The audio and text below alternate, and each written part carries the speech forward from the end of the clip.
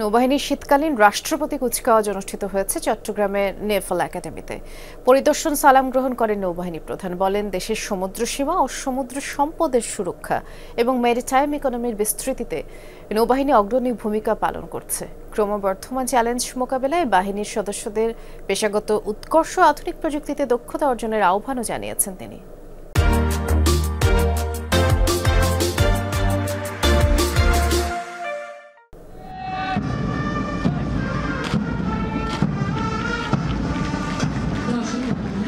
6 মাস ও 3 বছর মেয়াদী প্রশিক্ষণ শেষে শীতকালীন রাষ্ট্রপতি কুচকাওয়াজে অংশ নেয়া 42 জন নবীন কর্মকর্তা কমিশন লাভ করেন, এর মধ্যে 8 জন নারী।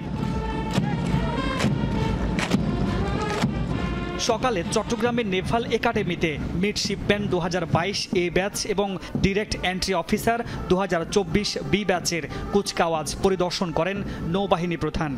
উপকূল ও গভীর সমুদ্র সম্পদের সুরক্ষা এবং বাণিজ্যিক জাহাজসমূহের প্রয়োজনীয় নিরাপত্তা নিশ্চিত করতে নৌবাহিনীর সদস্যবৃন্দ নিরলসভাবে কাজ করে যাচ্ছে। দেশকে এগিয়ে নিতে নৌবাহিনীর সদস্যদেরকে সততা ও নিষ্ঠার সাথে কাজ করার আহ্বান জানান নৌপ্রধান।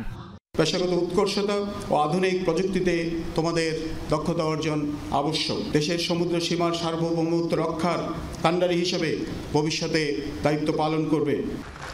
এবার সোর্ড অফ অনার লাভ করেন তৌহিদুর রহমান জয়। নৌপ্রধান স্বর্ণপদক পেয়েছেন নাসিফ আলভি হক এবং বীরশ্রেষ্ঠ রুহুল আমিন স্বর্ণপদক পেয়েছেন হাসনাতুল্লাহ।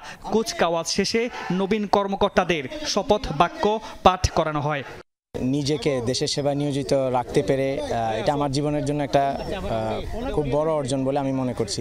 শেষ পর্যন্ত শেষ ভালোটা দেখাতে পেরেছে, এই জন্য আমি গর্বিত। দেশের সার্বভৌমত্ব রক্ষায় কাজ করতে পারা, এটা আমি মনে করি যে আমার জীবনের সবচেয়ে বড় অর্জন। দেশের জন্য তার জীবন প্রাণ দিয়ে দেবে, এই উদ্দেশ্যেই তাকে এই নৌবাহিনীতে দেওয়া। কঠিন প্রশিক্ষণের পর শেষ পর্যন্ত এতদূর আসতে পেরেছি এবং আমি এর জন্য খুবই আনন্দিত।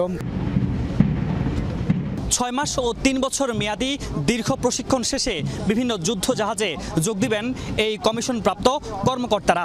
দীর্ঘদিনের অভিজ্ঞতা, জ্ঞান ও যে দক্ষতা তারা অর্জন করেছেন তা দেশের নিরাপত্তা ও অগ্রগতির ক্ষেত্রে গুরুত্বপূর্ণ ভূমিকা রাখবে বলে মনে করছেন সংশ্লিষ্টরা। মামুন রশিদ তৌফিক, যমুনা নিউজ, চট্টগ্রাম।